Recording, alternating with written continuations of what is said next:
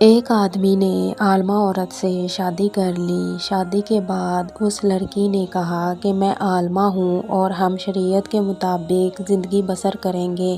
وہ آدمی اس بات سے بہت خوش ہوا کہ چلو اچھا ہوا کہ بیگم کی برکت سے زندگی تو شریعت کے مطابق گزرے گی، لیکن کچھ دنوں بعد بیوی نے اپنے شوہر سے کہا کہ دیکھو ہم نے گھر میں شریعت کے مطابق زندگی گزارنے کا عہد کیا تھا اور شریعت میں بیوی پر ساس سسر کی خدمت واجب نہیں، اور شریعت کے مطابق خاوند نے بیوی کے لیے علیحدہ گھر کا بندوبست بھی کرنا ہوتا ہے، لہٰذا میرے لیے علیحدہ گھر لے لو۔ وہ آدمی بڑا پریشان ہوا کہ علیحدہ گھر لینا تو مسئلہ نہیں، لیکن میرے برے والدین کا کیا بنے گا۔ اس پریشانی میں وہ ایک مفتی صاحب کے پاس گیا اور اپنا مسئلہ ان کے سامنے پیش کیا۔ مفتی نے کہا کہ بھائی بات تو وہ ٹھیک کرتی ہے۔ آدمی نے مفتی صاحب سے کہا کہ میں آپ کے پاس مسئلے کے حل کے لیے آیا ہوں، فتویٰ لینے نہیں۔ مفتی صاحب نے کہا ایک طریقہ ہے، وہ اس طرح کہ جا کر اپنی بیوی کو بتاؤ کہ شریعت کی روح سے